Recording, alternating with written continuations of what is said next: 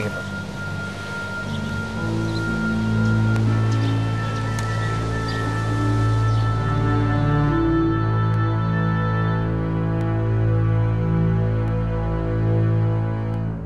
Taylor, gutom na ako.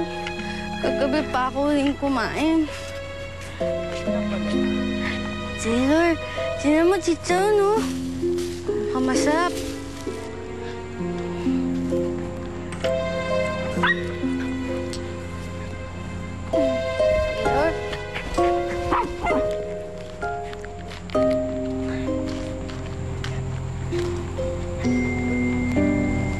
Miss, bibili ka ba? Bibili ka ba? Sintu-sintu yata ito. Hoy, kung di ka bibili, malis ka rito. Storbo ka sa paninda ko. Sungit mo naman.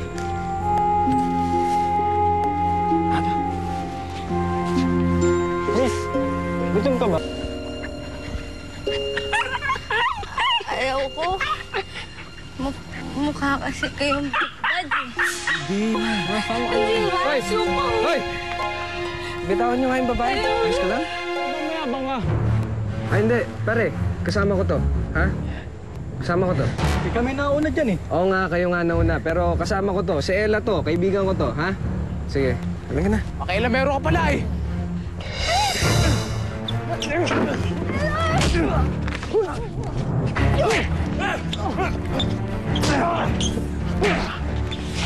Ano? Masa kayo? Sige na. Alis na. Hindi kayo alis? Ella, ano? Ayos ka lang? Ha? Ano ba kasi ginagawa mo dito, ha?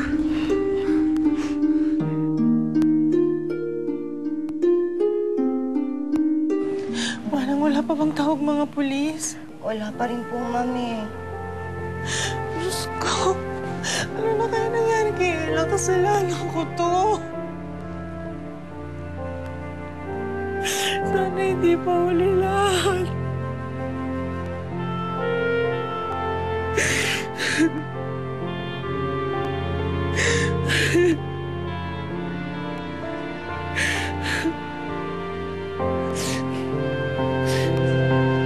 Tita, may sorpresa po ako sa inyo. Ella!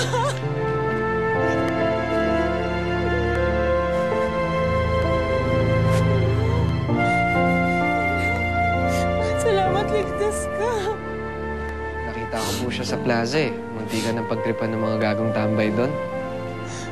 Aaron, salamat. Salamat sa pagligtas mo sa kanya. Wala nga naman po. Ah, Manang. Yung aso nga pala ni Ella nandun sa kotse. Kunin natin. Anak, nasaktan ka ba, ha? Ayos lang po ako, Mama.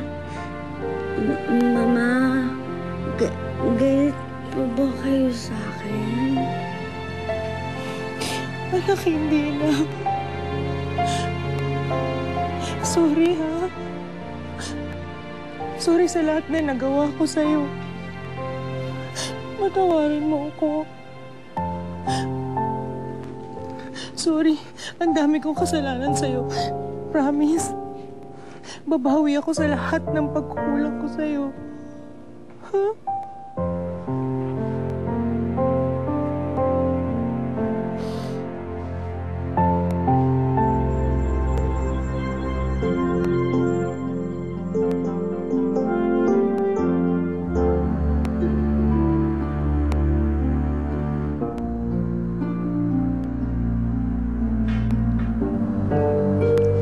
Nandito ka na naman pala.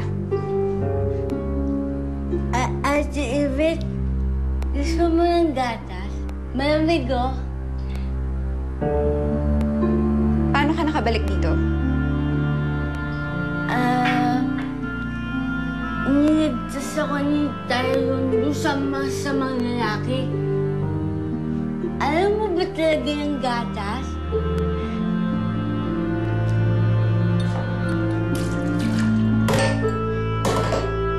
Alam mo kung anong ayoko dito sa pamamahay ko? Ikaw! Bakit ba kasi bumalik ka pa dito? Yvette, ano ba yan? Ha? Tama na. Ma? Anong tama na? Hindi ako titigil! Nakalimutan mo na ba? Yan ang dahilan kung bakit namatay ang daddy! Yang retarded na yan! Sinabi ng tama na!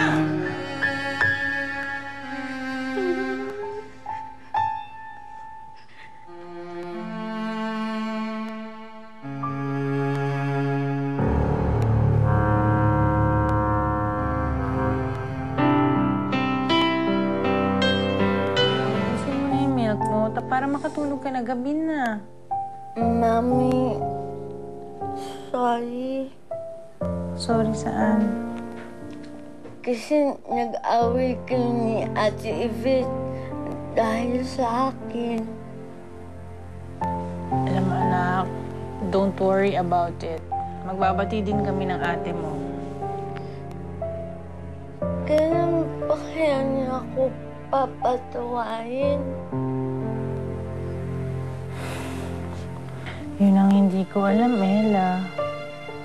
Pero ang alam ko, dadating din yung oras na yan. Sige na, ubusin mo na nga yan. Ayan. Wow! Very good! Oh, sige na, mag-sleep ka na. Eh? Mahirap yung napupuyat. Sleep ka na, ha?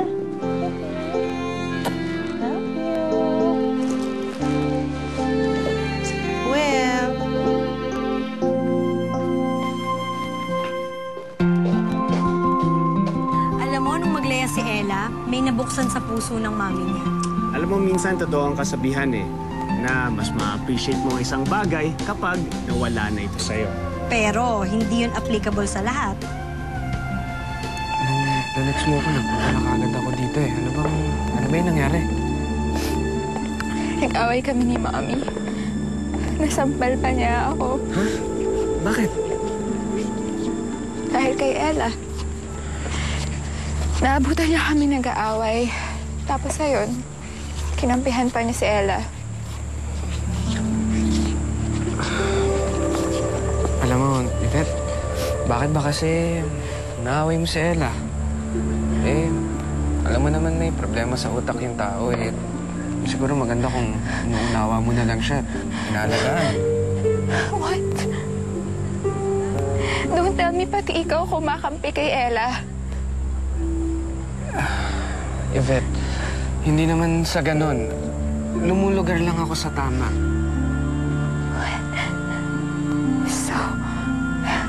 So you're telling me I'm wrong? Huh? Bakit? Alam mo ba kung anong ginawa ni Ella sa akin? You have no right to judge me.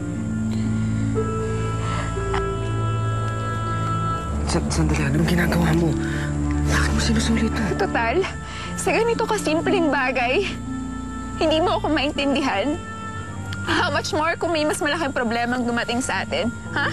Sigurado hindi mo rin ako maintindihan. So mabuti pa. Ngayon pa lang, tapusin na natin to.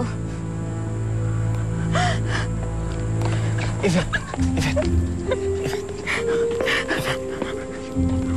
Nakikipag-iwalay ka na ba sa akin? Ha? Oo, Tyrod. Ayoko na ituloy ang kasal. Yvette, sandali lang naman. Sandali lang. What? Yvette, makinig ka muna sa akin. Baka pwede muna natin ito pag-usapan. Ha? Baka nabibigla ka lang sa mga desisyon mo. No. Yvette, pag-usapan muna natin to. Ha? No! No, Tyrod. Hindi ako nabibigla. Total, mas gusto mo yung kulang-kulang kong kapatid, di ba? Di ba?